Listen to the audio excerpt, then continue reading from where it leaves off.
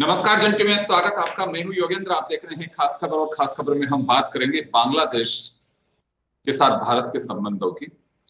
बांग्लादेश भारत ने 1971 की लड़ाई में पाकिस्तान से जब अलग किया तो उसके बाद से, क्योंकि वहां की जो स्थितियां थी वो भारत के लिए रणनीतिक दृष्टि से और कूटनीतिक दृष्टि से काफी महत्वपूर्ण था और बांग्लादेश के पाकिस्तान से अलग किया।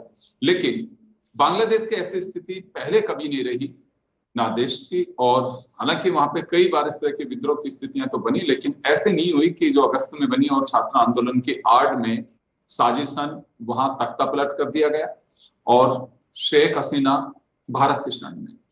अब वहां की जो सरकार है उसका कहना है कि शेख हसीना को संधि के तहत प्रत्यार्पण किया जाना चाहिए, जबकि माना यह जा रहा है कि अगर राजनीतिक दृष्टि से उनको मुलजिम बनाया जाता है या आरोपी बनाया जाता है तो उन केसों में संधि का कोई मायने नहीं रखता है।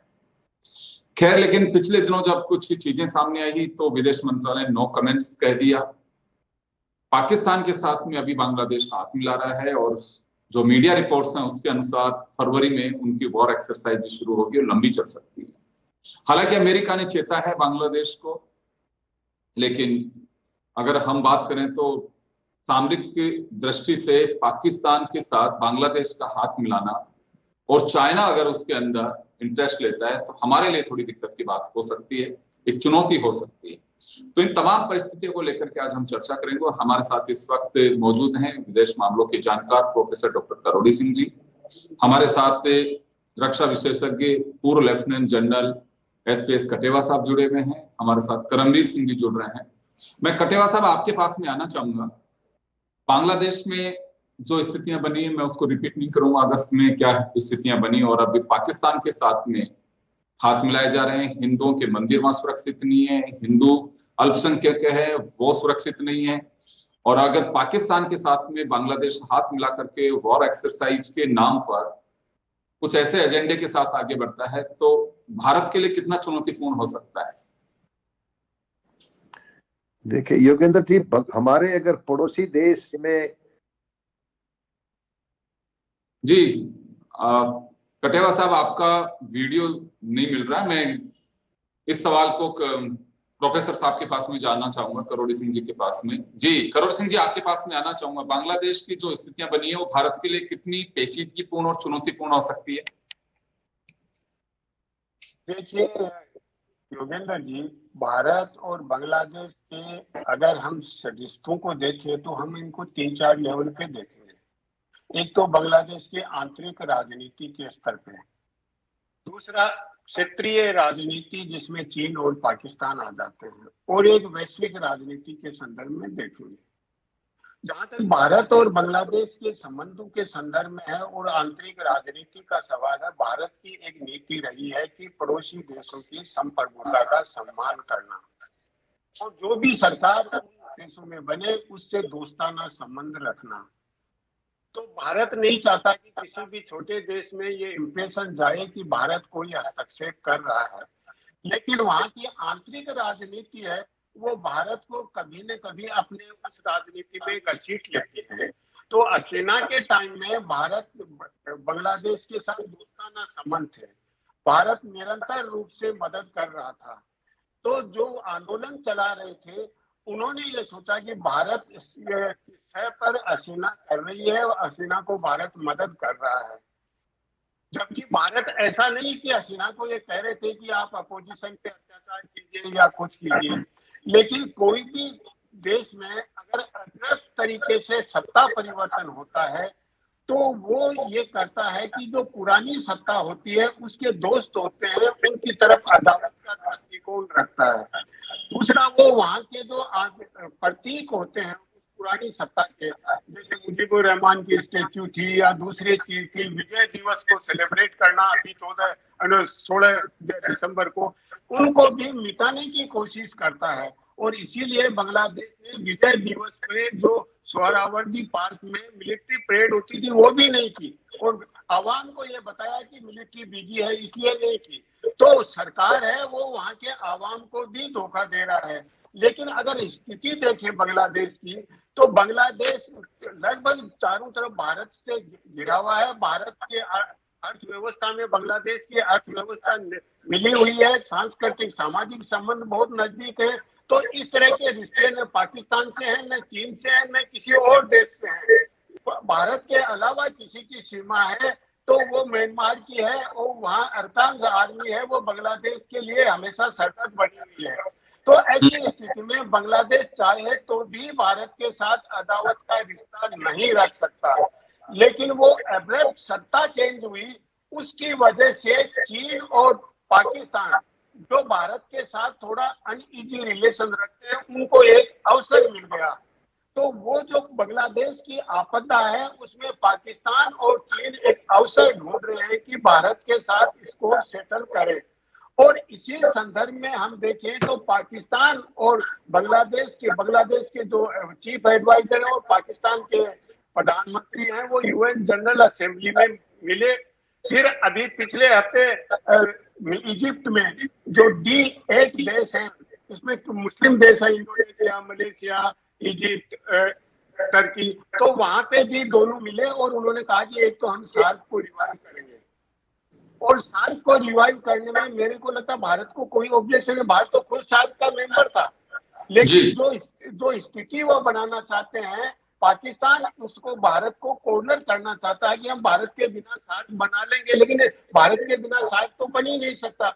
दूसरा, अभी जो तात्कालिक तरीके से आया है वो पाकिस्तान की आर्मी बांग्लादेश की आर्मी को ट्रेनिंग देने के लिए आ रही है।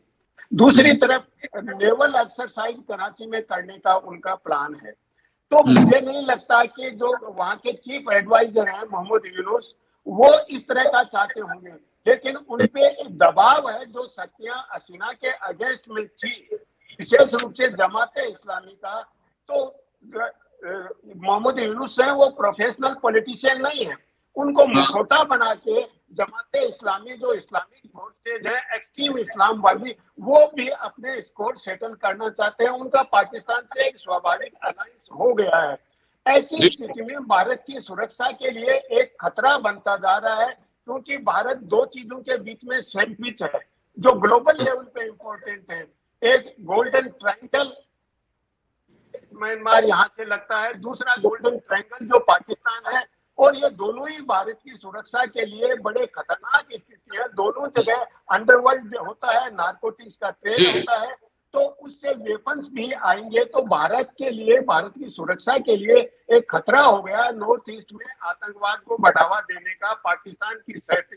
चीन इसमें साइलेंटली पीछे। जी योगेंद्र जी, बिल्कुल बिल्कुल आप सही कह रहे हैं, क्योंकि नॉर्थ ईस्ट की पहले चुनौती थी, लेकिन अभी वहां मणिपुर को छोड़ के शांति बहाली की ओर है। और अगर वो वापस से आग को तैयार किया जाता है तो थोड़ा मुश्किल हो सकता है। हालांकि फूंक दे दे के पांव रख रहा है इंडिया, किसी भी तरह से कोई जल्दबाजी नहीं करना चाहता है, और अपने तरीके से अभी तक जो रणनीतिकारों का मानना है कि चुनौती जरूर है, लेकिन भारत अपने अंदाज से, अपने तरीके से, अपनी नीति के तहत बहुत बेहतरीन काम कर रहा है। मैं कटेवा साहब आपके पास आऊंगा, लेकिन इससे पहले मैं एक बार करमवीर जी का रुख करना चाहूंगा।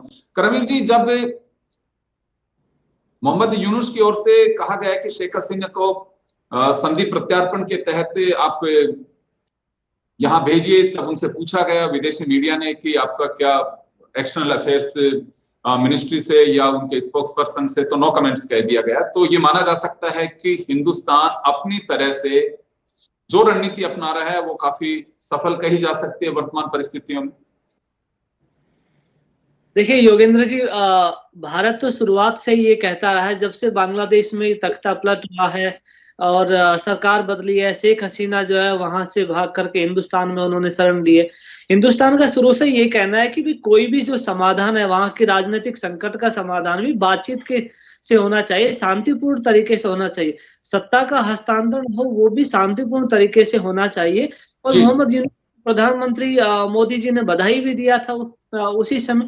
सो भारत का ये कभी भी रवैया नहीं रहा कि वहां के आंतरिक मामलों में इस तरह से दखलंदाजी जो दे। लेकिन इस समय जो बांग्लादेश में सरकार है, पहली बात तो ये सरकार जो है एक अंतरिम सरकार है, लोगों का कोई मैंडेट इसे नहीं मिला हुआ है, ये कोई कॉन्स्टिट्यूशनल गवर्नमेंट भी नहीं है, क्योंकि बांग्लादेश का कॉन्स्टिट्यूशन अभी भी जो है बना हुआ है उसको जो है सस्पेंड नहीं किया गया है, और बांग्लादेश की कॉन्स्टिट्यूशन के अकॉर्डिंग जो है ये सरकार अनकॉन्स्टिट्यूशनल है, क्योंकि सुप्रीम गवर्नमेंट का भी इस तरह का प्रावधान नहीं है कि इस तरह से जो है आईएसआर इस तरह से वो जो है वर्क करे, क्योंकि जो 13th अमेंडमेंट था उसको भी इन्होंने इलीगल करार दे दिया था सुप्रीम कोर्ट ने, तो वो भी जो केयरटेकर गवर्नमेंट का सिस्टम भी खत्म हो गया था, तो इस समय है भी नहीं। तो ऐसे में ये अनकॉन्स्टिट्यूशनल गवर्नमेंट है। फिर भी भारत ने क्योंकि उसको मान्यता दी और उसको समझा, क्योंकि वहां के राजनीतिक संकट का समाधान करने के लिए इस तरह की सरकार जो है होना जरूरी है। अब इस सरकार के सामने बड़ा संकट ये है कि जिस मकसद से ये पावर में आए थे उसको ये कैसे जस्टिफाई करे, लोगों को ये कैसे कन्विंस करे कि हमारा मकसद जो है ये करेक्ट गवर्नमेंट को हटा करके और एक इस तरह की एक लोकतांत्रिक सरकार जो है वो स्थापित करना था। बड़ी चुनौती है इलेक्शन करवाना, उसमें अभी लग नहीं रहा कि नियर फ्यूचर में ये करवा पाएंगे। तो पब्लिक के सामने इन्होंने क्या जो है रख दिया कि भारत को लेकर के कि भारत एक मुद्दा है, वो हमारे मामलों में दखलंदाजी करता है, शेख हसीना को भी वो जो है हमें नहीं सौंप रहे हैं, जबकि शेख हसीना को लेने का कोई उचित नहीं है। शेख हसीना को अगर भारत लौटा दे तो क्या बांग्लादेश के जो है पॉलिटिकल क्राइसिस का समाधान इससे हो जाएगा? नहीं होगा इससे। इनफैक्ट दूसरी जो करमवीर जी, एक चीज ये माना जा सकता है कि स्वयं विवेक से जो चीजें निकाली जा रही हैं वो केवल साजिशन, दूसरों के हाथ की गेंद बन करके यूनुस या उनके सलाहकार ये केवल चीज एक प्रोपेगेंडा के तहत कर रहे हैं ताकि भारत की ओर ध्यान डाइवर्ट करें, वहां के लोगों में घृणा पैदा कर सके। और मैं जो समझ पा रहा हूं, जो आप कह रहे हैं, शायद हो सकता है कि वहां जो हिंदू अल्पसंख्यक हैं, हिंदू मंदिर हैं, उनको टारगेट भी शायद इसी वजह से बनाया जा रहा होगा। और कहने को ये कहा जा रहा है कि बिल्कुल वहां सुरक्षा की जा रही है, ये बर्दाश्त नहीं किया जाएगा, लेकिन टारगेटेड किलिंग हो रही है वहां पे। देखिए योगेंद्र जी, इस बात से मैं थोड़ा सा मेरी असहमति है कि सिर्फ माइनॉरिटीज को टारगेट किया जा रहा है। मुझे लगता है कि माइनॉरिटी से ज्यादा जो है यानी कि माइनॉरिटी में हिंदू है, बुद्धिस्ट है, क्रिश्चियंस है, इन लोगों को भी टारगेट किया जा रहा है, क्योंकि इनको अवामी लीग शेख हसीना की पार्टी का समर्थक माना जाता है, इसलिए टारगेट किया। लेकिन इससे ज्यादा टारगेट जो है वो दूसरे लोग भी हुए हैं जो अवामी लीग से जुड़े हैं, और सबसे ज्यादा हत्याएं ऐसे लोगों की हुई है। उनमें आप देखेंगे इंटेलेक्चुअल्स भी हैं, उसमें सोशल एक्टिविस्ट हैं, उसमें जो है सिविल सोसाइटी के भी लोग हैं, उसमें जो है उनकी जो छात्र लीग है अवामी लीग का, उसके बहुत सारे लोगों को जो है मारा गया है। तो ऐसे लोगों को टारगेट किया जा रहा है। तो मुझे लगता है ये जो किलिंग है ये पॉलिटिकल किलिंग इसको कहा जा सकता है, ना कि कोई माइनॉरिटी को टारगेट करके या रिलीजन के बेस पे इस तरह की किलिंग हो रही हो।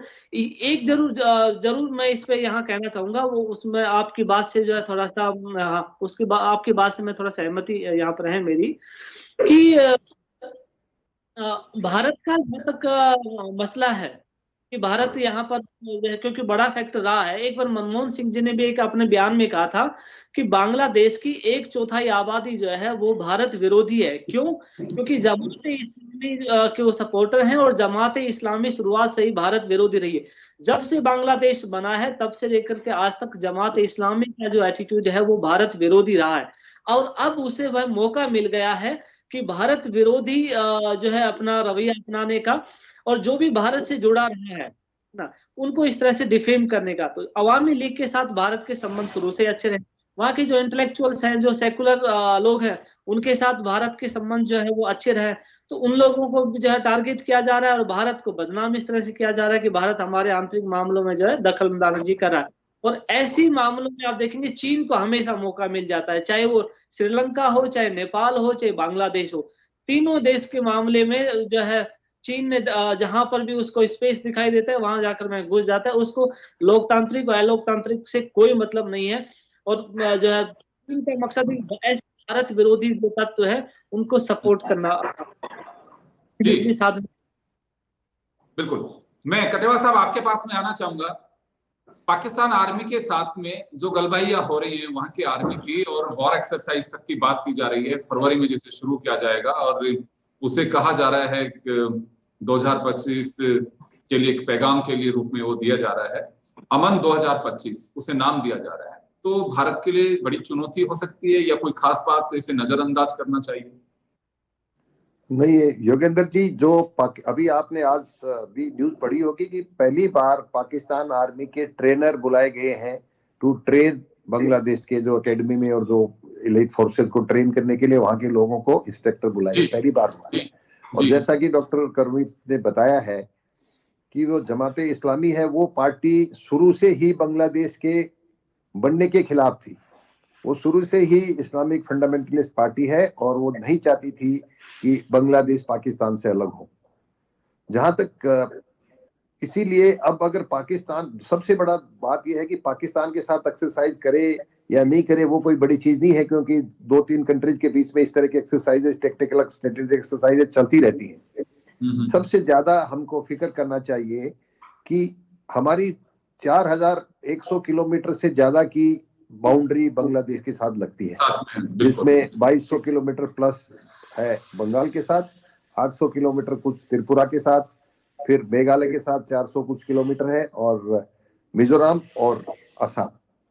ये हमारे नॉर्थ ईस्ट के जो इंसर्जेंट ग्रुप्स थे, जो पहले सिर्फ म्यांमार में अपना वो रखते थे, अपने जो उनके बेसिस थे वो वहां रखते थे, उनको अभी बढ़ावा दे सकता है प्रॉक्सी से, चाहे पाकिस्तान और चाइना मिलकर के इस तरह से कि वो के जो टेररिस्ट है इस नॉर्थ ईस्ट के, वहां पर अभी भी अनसर्टेनिटी, जैसे मणिपुर में अभी अनसर्टेनिटी है, इतनी कोई खास, तो वहां की सिचुएशन को वो जरूर एक्सप्लॉइट कर सकते हैं।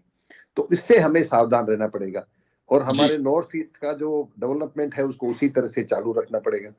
दूसरी बात यह है कि अभी जो केयर टेकर गवर्नमेंट है, जैसा कि डॉक्टर साहब ने बताया, ये care taker government Pakistan Bangladesh में कोई नई चीज नहीं है।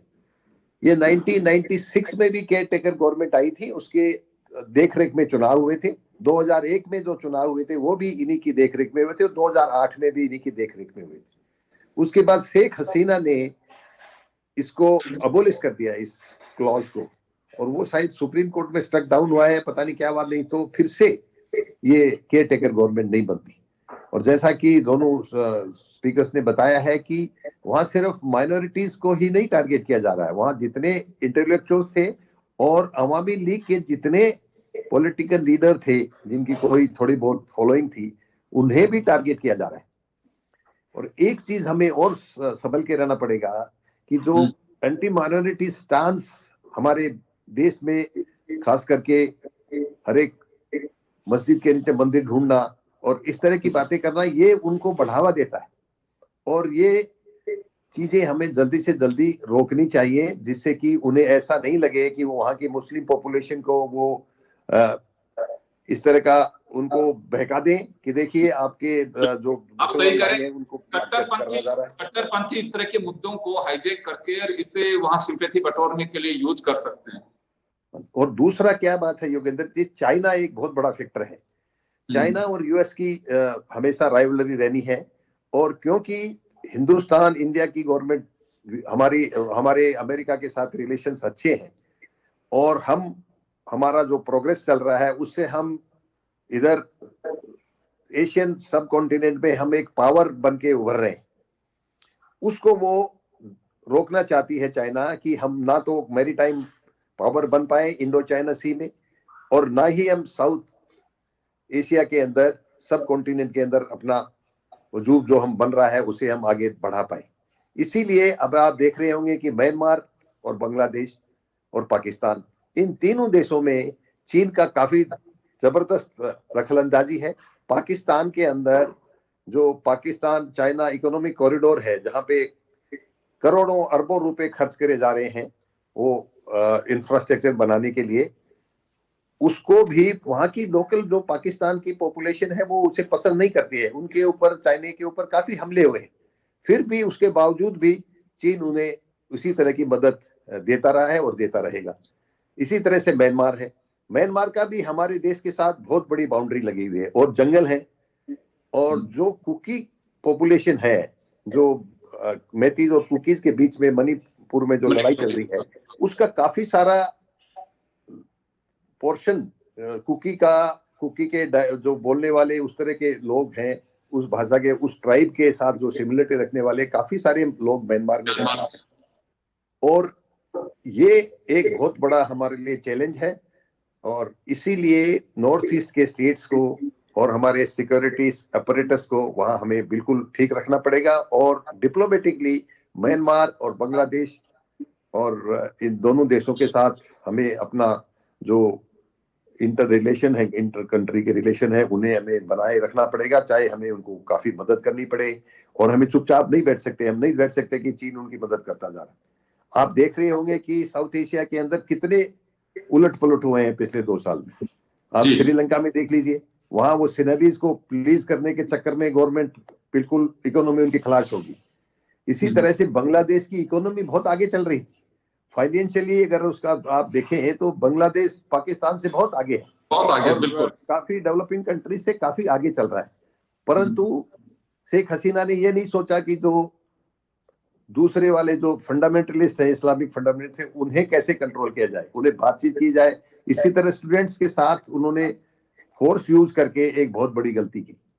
तो ये सारी चीजें हैं जो हमें अभी रेट्रोस्पेक्ट देख करके इंट्रोस्पेक्ट भी करना चाहिए कि किस तरह से हम अपने नेबर्स के साथ अपने रिलेशंस को अच्छा बना सकें, जिससे कि हमारी सिक्योरिटी कंसर्न को एड्रेस किया जा सके। बिल्कुल। चलिए, मैं समय हो चुका, लेकिन मैं एक मिनट के लिए मैं वापस से एक राउंड लूंगा आप लोगों के पास में। डॉक्टर साहब के पास में जाना चाहूंगा, करोड़ी सिंह जी के पास में। तो सर, हमें ये क्या विशेष रूप से सावधानी की आवश्यकता है, वो शॉर्ट में चाहूंगा। देखिए, भारत को सिर्फ एंगेजमेंट बांग्लादेश से निरंतर रूप से रखना चाहिए, क्योंकि भारत वहाँ की आवाम है बांग्लादेश की, वो भारत के खिलाफ नहीं है। आवाम ये समझता है कि भारत और बांग्लादेश का विकास साथ साथ हो सकता है। भारत बांग्लादेश के विकास में बड़ी भूमिका निभा सकता है, और केवल निभा नहीं सकता, बांग्लादेश की आर्थिक दृष्टि से निर्भरता है, सांस्कृतिक दृष्टि से लगभग एकीकृत हैं। तो दूसरे देश हैं वो बहुत दूर हैं। तो भारत को एंगेजमेंट के साथ ये प्रयास करना चाहिए कि जल्दी से जल्दी वहाँ प्रजातांत्रिक प्रक्रिया शुरू हो, एक नई सरकार बने जिसके पास जनता का मैंडेट हो, और निश्चित रूप से अगर कोई प्रजातांत्रिक सरकार बनती है तो भारत के रिश्ते अच्छे हो जाएंगे। तो सिचुएशन एस्कालेट हो, ऐसा भारत को स्टेप नहीं लेना चाहिए, क्योंकि भारत का जनमत दबाव बना रहा है इनके माइनॉरिटी पे अत्याचार को लेके, दूसरी बातों को लेके, कि जैसा मेरे 2 साथियों ने कहा कि ये पॉलिटिकल वायलेंस ज्यादा है, कम्युनल कम है। तो ऐसी स्थिति में भारत को ऐसा कदम नहीं लेना चाहिए कि स्थिति ज्यादा एस्केलेट हो जाए, कंटिन्यूअस एंगेजमेंट और फिर प्रजातंत्र को बढ़ावा देना। जी, करमवीर जी, आपके पास में आना चाहूंगा। क्या एक ऐसा नाजुक पल कहा जा सकता है कि इसमें बहुत ही सोच समझ के काम लेने की आवश्यकता हो, क्योंकि काफी डिटेल में कर्नल साहब, लेफ्टिनेंट जनरल साहब ने बताया कि हमें क्या सावधानी रखने की आवश्यकता है, क्योंकि नॉर्थ ईस्ट का काफी हिस्सा 4000 किलोमीटर से ज्यादा की सीमा बांग्लादेश के साथ हमारे हैं, और 4 राज्य महत्वपूर्ण हैं जो उसके साथ में लगे हुए हैं, आसाम से लेकर त्रिपुरा और मेघालय तक। तो यहाँ उधर म्यांमार के साथ में भी है। ये कट्टरपंथियों की जो करतूत है, बहुत ज्यादा लोग शांति वाली हर मुल्क के लोग चाहते हैं, आम पब्लिक चाहती है। तो क्या वास्तव में यहाँ पे कोई स्टेप उठाना चाहिए या वेट एंड वॉच की स्थिति में रहना चाहिए इंडिया को? देखिए योगेंद्र जी, भारत, आपको पता है बांग्लादेश को बनाने में भारत की बड़ी भूमिका रही है, और बांग्लादेश का बहुत बड़ा तबका जो है वो आज भी इस चीज को मानता है कि भारत हमेशा, क्योंकि पॉजिटिव रहा है बांग्लादेश के डेवलपमेंट में, भारत का हमेशा से सकारात्मक सहयोग रहा है। कितने सारे बांग्लादेशी लोग यहाँ काम करने आते हैं, कितने सारे बांग्लादेशी यहाँ पर अपना ट्रीटमेंट करवाने आते हैं, कितने सारे बांग्लादेशी यहाँ पढ़ाई करने के लिए आते हैं, उनको स्कॉलरशिप दी जाती है। तो भारत की भूमिका वहाँ की सामाजिक, सांस्कृतिक, आर्थिक विकास को आगे बढ़ाने में रही है, उनको पीछे धकेलने में नहीं रही है। और इस समय का ये जो दौर है, ये एक ट्रांजिशन का दौर है वहाँ की पॉलिटिक्स में। ये थोड़े समय के लिए, ये कोई स्थायी नहीं रहने वाला है। परिस्थितियां दोबारा जो है बदलेंगी, भारत के अनुकूल दोबारा से माहौल बनेगा। तो ऐसे में भारत को चाहिए कि एंगेजमेंट जो है बांग्लादेश के साथ में बनाए रखा जाना चाहिए। कोई भी इस तरह का कदम ना उठाए कि दोनों देशों के जो रिश्ते हैं वो लंबे समय तक जो है दूरियां पैदा हों। बिल्कुल आप सही करें। चलिए, चलते चलते मैं एक बार कटिवा साहब के पास में जाना चाहूंगा। सर, हमें क्या फोर्स का डिप्लॉयमेंट रखना चाहिए, वहां मूवमेंट बढ़ाना चाहिए, या फिर जैसे हैं बस एक विशेष सतर्कता के साथ में वहां रहना चाहिए और डायलॉग जारी रखना चाहिए? क्योंकि पाकिस्तान आर्मी के साथ में है बात ठीक है कि आपने कहा कि 2-3 कंट्री मिलकर के कई बार वो एक्सरसाइज करते हैं। पिछले दिनों हमारा भी कहीं पे एक मुल्क के साथ में था, तो चाइना या पाकिस्तान भी उस एक्सरसाइज में थे, तो वो कोई विशेष बात नहीं है। लेकिन कहीं ऐसा तो नहीं है कि जो कट्टरपंथी हैं, देखिए पाक आर्मी वहां की आवाम से ज्यादा हिंदुस्तान से नफरत करती है। उसकी वजह बीच में जितने भी युद्ध हुए कारगिल तक के, उनकी वजह से सबसे बड़ी बात है, क्योंकि हमेशा मात खाता रहा है पाकिस्तान और उससे बाहर नहीं निकल पाता। तो एक नफरत के जो बीज बोने की कोशिश करता है, अपने करतूतों से बाज नहीं आ सकता। तो यहाँ क्या विशेष सावधानी बरतने की आवश्यकता है एक्सरसाइज से ज्यादा? हाँ योगेंद्र जी, देखिए पाकिस्तान के साथ हमारी जो बाउंड्री है वो LC है, लाइन ऑफ कंट्रोल है, वहां डिस्प्यूट है काफी जगह। जम्मू से नीचे राजस्थान गुजरात तक हमारी इंटरनेशनल बाउंड्री है। ये ऐसी चीज बांग्लादेश में नहीं है। बांग्लादेश के साथ हमारी इंटरनेशनल बाउंड्री डिफाइंड है और वहां पे बॉर्डर मैनेजमेंट के लिए पैरामिलिट्री फोर्सेस BSF और जो ITBP और दूसरे वाले जो हैं फोर्सेस, वो ही वहां लगे हुए हैं। तो इसीलिए अभी ऐसी कोई बात नहीं है कि वो हम कोई इस तरह की बात सोचे कि बांग्लादेश में इतनी हिम्मत है कि वो हमारे पे कोई हमला कर देगा। परंतु ये जो होता है टेररिस्ट को मदद करना और लड़ाई को आगे धीरे धीरे आगे फैलाते रहना और ऐसे काम करते रहना कि भारत के जो बॉर्डर्स हैं जो नॉर्थ ईस्ट के, उन स्टेट्स में इंस्टेबिलिटी लाना, उन स्टेट्स में पीस को खराब करना, इस तरह की चीज को हमें गार्ड करना पड़ेगा। क्योंकि जो जमात इस्लामी है वहां की, वो बहुत ही कट्टरपंथी है और हमेशा भारत के खिलाफ रही है जी। और जो कि मोहम्मद यूनुस हमने सोचा था कि इसको वो मिला हुआ है, इनको नोबेल प्राइज, और ये बहुत ही सोच समझदार और अच्छे इंसान होंगे, परंतु उनकी एक्टिविटी और उनके जो दूसरे एडवाइजर्स हैं, क्योंकि एक तो चीफ एडवाइजर और दूसरे एडवाइजर, जब तक गवर्नमेंट नहीं होती है, चीफ एडवाइजर को प्राइम मिनिस्टर के पावर है और एडवाइजर्स को मिनिस्टर्स के पावर है। तो इसलिए हमें अपना बॉर्डर को चौकन्ना रखना पड़ेगा कि वहां से जो वहां के भगोड़े होकर के आदमी जो आ रहे हैं शरणार्थी, वो नहीं ज्यादा 71 लड़ाई के बाद जिस तरह से आए थे उस तरह से ज्यादा नंबर में आ गए, तो फिर हमें कोई ना कोई एक्शन लेना पड़ेगा।